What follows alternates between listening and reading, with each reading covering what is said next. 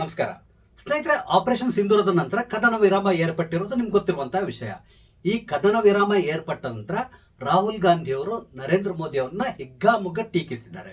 ನಿಮ್ಗೆ ಗೊತ್ತಿದೆ, ಅವರು ಹಲವಾರು ಕಾರ್ಯಕ್ರಮಗಳಲ್ಲಿ ಡೊನಾಲ್ಡ್ ಟ್ರಂಪ್ ಅವರು ನರೇಂದ್ರ ಮೋದಿ ಅವರಿಗೆ ಫೋನ್ ಮಾಡಿ ಹೇಳಿದ್ರು ನರೇಂದ್ರ ಸರೆಂಡರ್ ಅಂತ ಹೇಳಿದ್ರು. ತಕ್ಷಣ ನರೇಂದ್ರ ಮೋದಿ ಜಿ ಹುಜೂರ್ ಅಂತೇಳಿ ಹೇಳಿ ಶಸ್ತ್ರ ಸನ್ಯಾಸ ಮಾಡಿದ್ರು. ಈ ರೀತಿಯಾದಂತಹ ಹೇಳಿಕೆಗಳನ್ನ ಸತತವಾಗಿ ಕೊಟ್ಕೊಂಡು ಬಂದಿದ್ರು.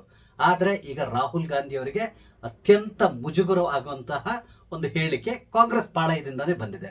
ಹಾಗಾದ್ರೆ ಅಂತಹ ಹೇಳಿಕೆ ಏನ್ ಬಂದಿದೆ ಕಾಂಗ್ರೆಸ್ ಪಾಳಯದಿಂದ? ಆ ರೀತಿಯಾದಂತಹ ಹೇಳಿಕೆಯನ್ನು ಕೊಟ್ಟವ್ರು ಯಾರು? ಇದರ ಹಿನ್ನೆಲೆ ಏನು? ಇದೆಲ್ಲವನ್ನು ನಿಮ್ ಜೊತೆ ಮಾತಾಡ್ತಾ ಇದ್ದೇನೆ.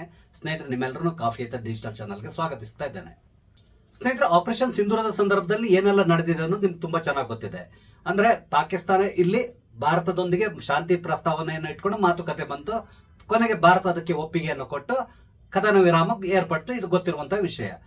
ಆದ್ರೆ ರಾಹುಲ್ ಗಾಂಧಿ ಅವರು ಹೋದಲ್ಲಿ ಬಂದಲ್ಲಿ ಏನ್ ಹೇಳ್ತಾ ಇದ್ರು ಅಂತ ಹೇಳಿದ್ರೆ, ಡೊನಾಲ್ಡ್ ಟ್ರಂಪ್ ಅವರು ನರೇಂದ್ರ ಮೋದಿ ಅವರು ಫೋನ್ ಮಾಡಿ ನರೇಂದರ್ ಸರೆಂಡರ್ ಅಂತ ಹೇಳಿದ್ರು. ತಕ್ಷಣ ನರೇಂದ್ರ ಮೋದಿ ಅವರು ಜಿ ಹುಜೂರ್ ಅಂತ ಹೇಳಿ ಶಸ್ತ್ರ ಸನ್ಯಾಸ ಮಾಡಿದ್ರು ಅಂತ ಹೇಳ್ಕೊಂಡು ಬರ್ತಾ ಇದ್ದಾರೆ. ಈ ರೀತಿಯಾಗಿ ಜನರಿಗೆ ಬೇರೆದ್ದೇ ಆದಂತಹ ಸಂದೇಶವನ್ನು ಕೊಡ್ಲಿಕ್ಕೆ ರಾಹುಲ್ ಗಾಂಧಿ ಅವರು ಸತತ ಪ್ರಯತ್ನವನ್ನ ಪಟ್ಟಿದ್ದಾರೆ. ಆದ್ರೆ ಇದೇ ಸಂದರ್ಭದಲ್ಲಿ ರಾಹುಲ್ ಗಾಂಧಿ ಮತ್ತು ಕಾಂಗ್ರೆಸ್ನ ಇತರ ನಾಯಕರು, ಅಂದ್ರೆ ಕಾಂಗ್ರೆಸ್ ಅಧಿನಾಯಕಿಯಾದಂತಹ ಸೋನಿಯಾ ಗಾಂಧಿ, ಇವರೆಲ್ಲರಿಗೂ ಕೂಡ ಅತ್ಯಂತ ಮುಜುಗರ ಆಗುವಂತಹ ಪಿ ಚಿದಂಬರಂ ಅವರು 26/11 ದಾಳಿಗೆ ಸಂಬಂಧಪಟ್ಟಂತೆ ಒಂದು ಸ್ಫೋಟಕ ಹೇಳಿಕೆಯನ್ನು ಕೊಟ್ಟಿದ್ದಾರೆ. ನಿಮ್ಗೆ ಗೊತ್ತಿದೆ, 26/11 ಏನ್ ನಡೀತು ಅಂದ್ರೆ 2008 ನಡೆದಂತಹ ಮುಂಬೈ ಮೇಲಿನ ದಾಳಿ. ಬಹುಶಃ ಭಾರತದ ಮೇಲೆ ಇಷ್ಟೊಂದು ಭೀಕರವಾದಂತಹ ದಾಳಿ ಎಂದೂ ನಡೆದಿಲ್ಲ ಅನ್ನಬಹುದು. ಆ ರೀತಿಯಾದಂತಹ ದಾಳಿ 26/11 ನಡೀತು. ಇತ್ತೀಚೆಗೆ ಅಂದ್ರೆ 2023 ಅಕ್ಟೋಬರ್ 7 ಹಮಾಸ್ ಉಗ್ರರು ಇಸ್ರೇಲ್ ಮೇಲೆ ಯಾವ ರೀತಿ ದಾಳಿ ನಡೆಸಿದ್ರು, ಅದೇ ರೀತಿಯಾದಂತಹ ದಾಳಿ 26/11/2008 ಭಾರತದ ವಾಣಿಜ್ಯ ನಗರಿಯಾದಂತಹ ಮುಂಬೈ ಮೇಲೆ ದಾಳಿ ನಡೀತು. ಈ ದಾಳಿಯಲ್ಲಿ ಹಲವಾರು ಜನ ತಮ್ಮ ಪ್ರಾಣವನ್ನ ಕಳ್ಕೊಂಡ್ರು. ಹಾಗೇನೆ ಭಾರತಕ್ಕೆ ಬಹಳಷ್ಟು ನಷ್ಟ ಕೂಡ ಉಂಟಾಯಿತು ಈ ದಾಳಿಯಿಂದಾಗಿ. ಆ ಸಂದರ್ಭದಲ್ಲಿ ಭಾರತದಲ್ಲಿ UPA ಸರ್ಕಾರ ಇತ್ತು. ಮನಮೋಹನ್ ಸಿಂಗ್ ಅವರು ಪ್ರೈಮ್ ಮಿನಿಸ್ಟರ್ ಆಗಿದ್ರು. ಅಂದ್ರೆ ನಿಮ್ಗೆ ಗೊತ್ತಿದೆ ಮನಮೋಹನ್ ಸಿಂಗ್ ಯಾವ ರೀತಿ ಪ್ರೈಮ್ ಮಿನಿಸ್ಟರ್ ಅಂತ ಹೇಳ್ಕೊಂಡು ಹೆಸರಿಗೆ ಮಾತ್ರ ಮನಮೋಹನ್ ಸಿಂಗ್ ಅವರು ಇದ್ರು. ಆದ್ರೆ ಆಡಳಿತವನ್ನು ನಡೆಸ್ತಾ ಇದ್ದಿದ್ದು ಇದೇ ರಾಹುಲ್ ಗಾಂಧಿ ಮತ್ತು ಸೋನಿಯಾ ಗಾಂಧಿ ಅವರು. ಇದು ಎಲ್ಲರಿಗೂ ಗೊತ್ತಿರುವಂತಹ ವಿಷಯ. ಆ ಸಂದರ್ಭದಲ್ಲಿ ನಡೆದಂತಹ ಕೆಲವೊಂದು ವಿಷಯಗಳನ್ನ ಈಗ ಪಿ ಚಿದಂಬರಂ ಅವರು ಹಂಚಿಕೊಂಡಿದ್ದಾರೆ. ನಿಮ್ಗೆ ಗೊತ್ತಿರಬಹುದು, ಆ ಸಂದರ್ಭದಲ್ಲಿ ಭಾರತದ ಹೋಮ್ ಮಿನಿಸ್ಟರ್ ಆಗಿದ್ದಂತವರು ಶಿವರಾಜ್ ಪಾಟೀಲ್ ಅವರು. ಆದ್ರೆ ಈ ದಾಳಿ ನಡೆದ ನಂತರ 30ನೇ ತಾರೀಕು ನವೆಂಬರ್ ಅವರು ತಮ್ಮ ಸ್ಥಾನಕ್ಕೆ ರಾಜೀನಾಮೆಯನ್ನು ಕೊಟ್ಟರು. ನಂತರ ಪಿ ಚಿದಂಬರಂ ಅವರು ಹೋಮ್ ಮಿನಿಸ್ಟರ್ ಆಗಿ ಅಪಾಯಿಂಟ್ ಆದ್ರು. ಮುಂದಿನ ತನಿಖೆ ಎಲ್ಲದೂ ನಡೆದ ಸಂದರ್ಭದಲ್ಲಿ ಹೋಮ್ ಮಿನಿಸ್ಟರ್ ಆಗಿ ಪಿ ಚಿದಂಬರಂ ಅವರೇ ಕಾರ್ಯನಿರ್ವಹಿಸ್ತಾ ಇದ್ರು. ಆ ಸಂದರ್ಭದಲ್ಲಿ ನಮ್ಮ ದೇಶದ ಡಿಫೆನ್ಸ್ ಮಿನಿಸ್ಟರ್ ಆಗಿದ್ದಂತವರು AK ಆಂಟೋನಿ ಅವರು, ಹಾಗೇನೆ ಎಕ್ಸ್ಟರ್ನಲ್ ಅಫೇರ್ಸ್ ಮಿನಿಸ್ಟರ್ ಆಗಿದ್ದವರು ಪ್ರಣಬ್ ಮುಖರ್ಜಿ ಅವರು. ಈ ಘಟನೆಯ ಬಗ್ಗೆ ಇತ್ತೀಚೆಗೆ ಕೆಲವು ನಿವೃತ್ತ ಸೇನಾಧಿಕಾರಿಗಳು ಕೂಡ ಕೆಲವೊಂದು ಹೇಳಿಕೆಗಳನ್ನು ಕೊಟ್ಟಿದ್ದಾರೆ. ಅವ್ರು ಏನ್ ಹೇಳಿದ್ರು ಅಂತ ಹೇಳಿದ್ರೆ, ಈ ಘಟನೆ ನಡೆದ ತಕ್ಷಣ ನಾವು ಆಗಿನ ಪ್ರಧಾನಮಂತ್ರಿ ಆಗಿದ್ದಂತಹ ಮನಮೋಹನ್ ಸಿಂಗ್ ಅವ್ರನ್ನ ಭೇಟಿ ಮಾಡಿದ್ವಿ. ನಾವು ಅವ್ರಿಗೆ ಸಂಪೂರ್ಣವಾದಂತಹ ಡೀಟೇಲ್ಸ್ ನ ಕೊಟ್ಟಿದ್ವಿ. ಅಂದ್ರೆ ಪಾಕಿಸ್ತಾನದ ಈ ಉಗ್ರರ ಅಡಗುತಾಣಗಳು ಎಲ್ಲೆಲ್ಲ ಇದೆ ಎಲ್ಲವೂ ನಮ್ಗೆ ಸಂಪೂರ್ಣವಾಗಿ ಗೊತ್ತಿದೆ. ನಮ್ಗೆ ನೀವೊಂದು ಆದೇಶವನ್ನು ಕೊಟ್ರೆ ನಮ್ಮ ಸೇನೆ ಪಾಕಿಸ್ತಾನದ ಒಳಗಡೆ ನುಗ್ಗಿ ಈ ಎಲ್ಲಾ ಅಡಗುತಾಣಗಳನ್ನ ಪುಡಿಗಟ್ಟಿ ಬರ್ತದೆ. ದಯವಿಟ್ಟು ನಮ್ಗೆ ಪರ್ಮಿಷನ್ ಕೊಡಿ ಅಂತ ಹೇಳಿ ಏರ್ ಫೋರ್ಸ್, ನೇವಿ ಮತ್ತು ಆರ್ಮಿ ಚೀಫ್ ಎಲ್ಲರೂ ಕೂಡ ಆಗಿನ ಪ್ರಧಾನಮಂತ್ರಿ ಆದಂತಹ ಮನಮೋಹನ್ ಸಿಂಗ್ ಅವ್ರನ್ನ ರಿಕ್ವೆಸ್ಟ್ ಮಾಡ್ಕೊಂಡ್ರು. ಆದ್ರೆ ಮನಮೋಹನ್ ಸಿಂಗ್ ಅವರು ಅದಕ್ಕೆ ಒಪ್ಪಿಗೆಯನ್ನು ಕೊಟ್ಟಿಲ್ಲ. ಒಂದ್ ವೇಳೆ ಆ ದಿನ ಏನಾದ್ರೂ ಒಪ್ಪಿಗೆಯನ್ನು ಕೊಟ್ಟಿದ್ರೆ ಖಂಡಿತವಾಗಿ ಭಾರತ ಆ ದಿನವೇ ಪಾಕಿಸ್ತಾನಕ್ಕೆ ಮುಟ್ಟಿಕೊಳ್ಳುವ ರೀತಿಯಲ್ಲಿ ಸರ್ಜಿಕಲ್ ಸ್ಟ್ರೈಕ್ ನ ಮಾಡ್ತಾ ಇತ್ತು. ಆದ್ರೆ ನಮ್ಮ ಸರ್ಕಾರ ಅದನ್ನ ನಿರಾಕರಿಸಿತು. ಇದಕ್ಕೆ ಸಂಬಂಧಪಟ್ಟಂತೆ ಈಗ ಪಿ ಚಿದಂಬರಂ ಅವರು ಮಾತಾಡಿದ್ದಾರೆ. ಪಿ ಚಿದಂಬರಂ ಅವರು ಏನ್ ಹೇಳಿದ್ರು ಅಂತ ಹೇಳಿದ್ರೆ, ಆ ಸಂದರ್ಭದಲ್ಲಿ ಭಾರತ ಸರ್ಕಾರ ಯಾವುದೇ ರೀತಿಯಾದಂತಹ ಸೇನಾ ಕಾರ್ಯಾಚರಣೆನ ತಗೊಳ್ಬಾರದು ಅಂತ ಹೇಳಿ ಅಮೆರಿಕ ನಮ್ಮ ಮೇಲೆ ಒತ್ತಡವನ್ನ ಹೇರ್ತು. ಅಂದ್ರೆ ಅಮೆರಿಕ ಸರ್ಕಾರ ಭಾರತ ಸರ್ಕಾರಕ್ಕೆ ಹೇಳ್ತಂತೆ ಯಾವುದೇ ಕಾರಣಕ್ಕೆ ಪಾಕಿಸ್ತಾನದ ಮೇಲೆ ಯಾವುದೇ ರೀತಿಯಾದಂತಹ ದಾಳಿಯನ್ನು ನಡೆಸಬೇಡಿ ಅಂತೇಳಿ ಹೇಳ್ತಂತೆ. ಆಗ ಪ್ರಧಾನಮಂತ್ರಿ ಆದಂತಹ ಮನಮೋಹನ್ ಸಿಂಗ್ ಅವರು, ಜಿ ಹುಜೂರ್, ನೀವು ಏನ್ ಹೇಳ್ತಿರೋ ಅದನ್ನ ನಾವು ಕೇಳ್ತೇವೆ, ನಾವು ಖಂಡಿತವಾಗಿ ಪಾಕಿಸ್ತಾನದ ಮೇಲೆ ದಾಳಿ ನಡೆಸೋದಿಲ್ಲ ಅಂತ ಹೇಳಿ ಡಿಕ್ಲೇರ್ ಮಾಡ್ಕೊಂಡು ಸುಮ್ಮನೆ ಕೂತ್ಕೊಂಡ್ರು. ಇಲ್ಲಿ ಪುನಃ ಹೇಳ್ತೇನೆ, ಮನಮೋಹನ್ ಸಿಂಗ್ ಅಂತ ಹೇಳಿದ್ರೆ ಮನಮೋಹನ್ ಸಿಂಗ್ ಅಲ್ಲ, ಅದಕ್ಕೆ ಬದಲಾಗಿ ಇದೇ ರಾಹುಲ್ ಗಾಂಧಿ ಮತ್ತು ಸೋನಿಯಾ ಗಾಂಧಿ ಅವರು ಅಮೆರಿಕಕ್ಕೆ ಪ್ರಾಮಿಸ್ ಮಾಡಿರ್ತಾರೆ, ಇಲ್ಲ ನಾವು ಆ ರೀತಿಯಾದಂತಹ ಯಾವುದೇ ಕಾರ್ಯಾಚರಣೆಯನ್ನು ಮಾಡೋದಿಲ್ಲ ಅಂತೇಳಿ. ಅದನ್ನೇ ಈಗ ಚಿದಂಬರಂ ಅವರು ಹೇಳಿದ್ದಾರೆ. ಇದಕ್ಕೆ ಸಂಬಂಧಪಟ್ಟಂತೆ ಮನಮೋಹನ್ ಸಿಂಗ್ ಅವರು ಒಂದು ಸಂದರ್ಶನದಲ್ಲಿ ಕೊನೆಗೆ ಹೇಳ್ಕೊಂಡಿದ್ದಾರೆ. ಅದರಲ್ಲಿ ಅವ್ರು ಏನ್ ಹೇಳಿದ್ದಾರೆ ಅಂತ ಹೇಳಿದ್ರೆ, ನಮ್ಮ ಮೇಲೆ ಬಹಳಷ್ಟು ಒತ್ತಡ ಇತ್ತು, ಅಂದ್ರೆ ಪಾಕಿಸ್ತಾನದ ಮೇಲೆ ದಾಳಿ ನಡೆಸಿ ಅಂತೇಳಿ. ಆದ್ರೆ ನಾನು ಆ ರೀತಿಯಾದಂತಹ ಯಾವುದೇ ಕ್ರಮಕ್ಕೆ ಮುಂದಾಗ್ಲಿಲ್ಲ. ನನಗೆ ಇವತ್ತು ಕೂಡ ಅದ್ರ ಬಗ್ಗೆ ಹೆಮ್ಮೆ ಇದೆ. ನಾವು ಪಾಕಿಸ್ತಾನದ ಮೇಲೆ ಯಾವುದೇ ರೀತಿಯ ಯುದ್ಧ ಅಥವಾ ಸರ್ಜಿಕಲ್ ಸ್ಟ್ರೈಕ್ ನ ಮಾಡದೇ ಇರೋದಕ್ಕೆ ನನಗೆ ಅತ್ಯಂತ ಹೆಮ್ಮೆ ಇದೆ ಅಂತಕೊಂಡು ಒಂದು ಹೇಳಿಕೆಯನ್ನು ಕೂಡ ಕೊಟ್ಟಿದ್ದಾರೆ. ಹಾಗೇನೆ ಇಲ್ಲಿ ಮನಮೋಹನ್ ಸಿಂಗ್ ಅವರು ಮಾಡಿರುವಂತ ಬಹುದೊಡ್ಡ ಕೆಲಸ ಏನು ಅಂತ ಹೇಳಿದ್ರೆ, ಈ ದಾಳಿ ನಡೆದ ನಂತರ ಮುಂಬೈಗೆ ಒಮ್ಮೆ ಭೇಟಿಯನ್ನು ಕೊಡ್ತಾರೆ. ಮುಂಬೈಗೆ ಭೇಟಿ ಕೊಟ್ಟು ಒಂದು ಪತ್ರಿಕಾಗೋಷ್ಠಿಯನ್ನ ನಡೆಸಿ ಈ ಘಟನೆಯನ್ನ ನಾನು ಖಂಡಿಸ್ತಾ ಇದ್ದೇನೆ ಅಂತೇಳಿ ಹೇಳಿದ್ರು. ಪಾಕಿಸ್ತಾನಕ್ಕೆ ಒಂದು ಪತ್ರವನ್ನ ಬರೆದ್ರು, ಈ ರೀತಿ ನೀವು ಮಾಡಿದ್ದು ತಪ್ಪು, ನಿಮ್ಮಲ್ಲಿರುವಂತಹ ಭಯೋತ್ಪಾದಕರ ಮೇಲೆ ಕ್ರಮ ಕೈಗೊಳ್ಳಿ, ಹಾಗೆ ಹೀಗೆ ಅಂತೇಳಿ ಹೇಳಿ ಒಂದು ಪತ್ರವನ್ನು ಕೂಡ ಬರೆದ್ರು. ಇಷ್ಟು ಬಿಟ್ಟರೆ ಬೇರೆ ಏನು ಮಾಡ್ಲಿಕ್ಕೆ ಹೋಗಿಲ್ಲ.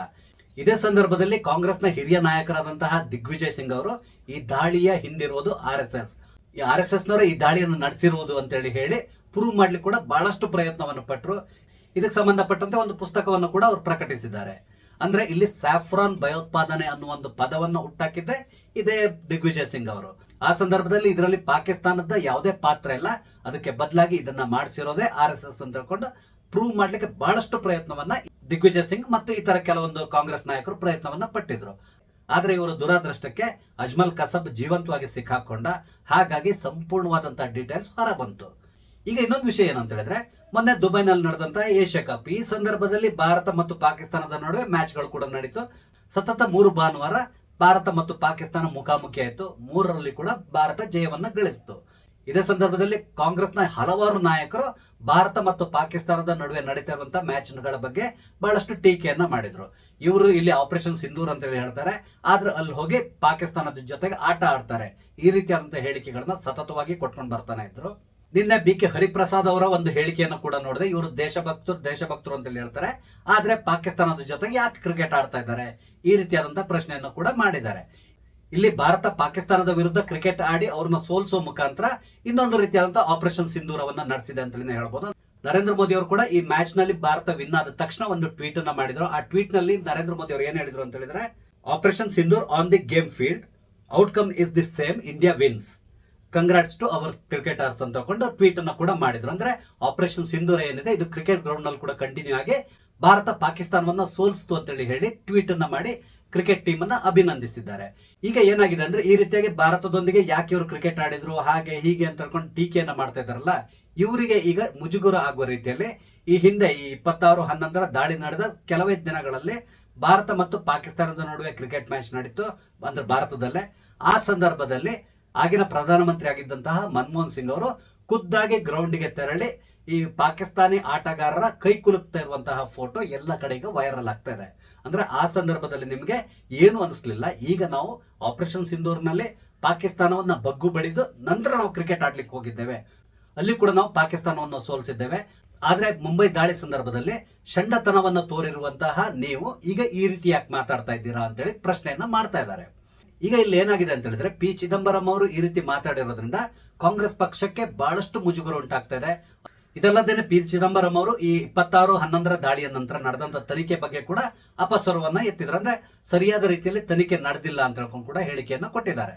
ಈಗ P. ಚಿದಂಬರಂ ಅವರು ಈ ರೀತಿಯಾದಂತಹ ಹೇಳಿಕೆ ಕೊಡುವ ಮುಖಾಂತರ ರಾಹುಲ್ ಗಾಂಧಿಗೆ ಕಪಾಳ ಮೋಕ್ಷವನ್ನೇ ಮಾಡಿದ್ದಾರೆ ಅಂತ ಹೇಳ್ಬೋದು. ಯಾಕಂತ ಹೇಳಿದ್ರೆ, ಹೋದಲ್ಲಿ ಬಂದಲ್ಲಿ ಡೊನಾಲ್ಡ್ ಟ್ರಂಪ್ ಫೋನ್ ಮಾಡಿದ್ರು, ನರೇಂದರ್ ಸರೆಂಡರ್ ಅಂತ ಹೇಳಿದ್ರು, ತಕ್ಷಣ ಮೋದಿ ಅವರು ಸರೆಂಡರ್ ಆದ್ರು, ಈ ರೀತಿ ಹೇಳ್ತಾ ಇದ್ರಲ್ಲ. ಆದ್ರೆ ಈಗ P. ಚಿದಂಬರಂ ಅವರು ರಾಹುಲ್ ಗಾಂಧಿಯ ಮುಖಕ್ಕೆ ಕನ್ನಡಿಯನ್ನ ಹಿಡಿದಿದ್ದಾರೆ. ನೋಡಿ ನೀವ್ ಏನ್ ಮಾಡಿದ್ದೀರಾ ಅಂತೇಳಿ.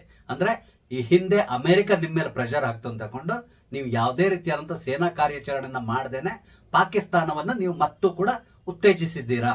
ಅಂದ್ರೆ ಭಯೋತ್ಪಾದಕ ದಾಳಿಯನ್ನ ಕಂಟಿನ್ಯೂ ಮಾಡಿ ನಾವೇನು ಮಾಡಲ್ಲ, ನಾವು ನಿರ್ವೀರ್ಯರು ಅಂತೇಳಿ ಆ ಸಂದರ್ಭದಲ್ಲಿ ನೀವು ಪಾಕಿಸ್ತಾನಕ್ಕೆ ಹೇಳಿಕೊಂಡಿದ್ದೀರಾ. ಈ ರೀತಿಯಾಗಿ P. ಚಿದಂಬರಂ ಅವರು ಇಂಡೈರೆಕ್ಟ್ ಆಗಿ ಹೇಳಿದ್ದಾರೆ. ಈಗ ಖಂಡಿತವಾಗಿ ಕಾಂಗ್ರೆಸ್ ಪಕ್ಷ ಸುಮ್ಮನೆ ಕೂತ್ಕೊಳ್ಳಲ್ಲ. P. ಚಿದಂಬರಂ ಅವರ ಮೇಲೆ ಖಂಡಿತವಾಗಿ ಏನಾದ್ರೂ ಒಂದು ಆಕ್ಷನ್ ತಗೊಳ್ತದೆ. ಕಾರಣ ಏನು ಅಂತ ಹೇಳಿದ್ರೆ, P. ಚಿದಂಬರಂ ಅವರು ತೊಡೆ ತಟ್ಟಿರೋದು ಈಗ ರಾಹುಲ್ ಗಾಂಧಿ ಅವರ ವಿರುದ್ಧ. ಯಾವುದೇ ಕಾರಣಕ್ಕೆ ಕಾಂಗ್ರೆಸ್ ಪಕ್ಷದಲ್ಲಿ ಈ ನಕಲಿ ಗಾಂಧಿ ಕುಟುಂಬದ ವಿರುದ್ಧವಾಗಿ ಯಾರಾದ್ರೂ ಮಾತಾಡಿದ್ರೆ ಅವ್ರ ಮೇಲೆ ಖಂಡಿತವಾಗಿ ಆಕ್ಷನ್ ತಗೊಳ್ತಾರೆ. ಹಾಗಾಗಿ ಸದ್ಯದಲ್ಲಿ P. ಚಿದಂಬರಂ ಅವ್ರ ಮೇಲೆ ಏನಾದ್ರೂ ಒಂದು ಆಕ್ಷನ್ ತಗೊಳ್ಬಹುದು ಅನ್ಸ್ತದೆ. ನೋಡೋಣ, ಏನಾದ್ರೂ ಆಕ್ಷನ್ ತಗೊಳ್ತಾರ ಅಥವಾ ಸೈಲೆಂಟ್ ಆಗಿ ಕೂತ್ಕೊಂಡ್ಬಿಡ್ತಾರ, ಯಾವುದಕ್ಕೂ ಕೆಲ ದಿನಗಳ ಮಟ್ಟಿಗೆ ನಾವು ಕಾಯ್ಬೇಕಾಗಿ ಬರ್ತದೆ. ಸ್ನೇಹಿತರೆ, ನಾನಿಲ್ಲಿ ಹಂಚ್ಕೊಂಡಂತ ವಿಷಯ ನಿಮ್ಗೆ ಇಷ್ಟ ಆದ್ರೆ ಲೈಕ್ ಮಾಡಿ, ಶೇರ್ ಮಾಡಿ, ಹಾಗೆ ದಯವಿಟ್ಟು ನನ್ನ ಚಾನಲ್ ಸಬ್ಸ್ಕ್ರೈಬ್ ಮಾಡಿ. ನಮಸ್ತೆ, ಜೈ ಹಿಂದ್.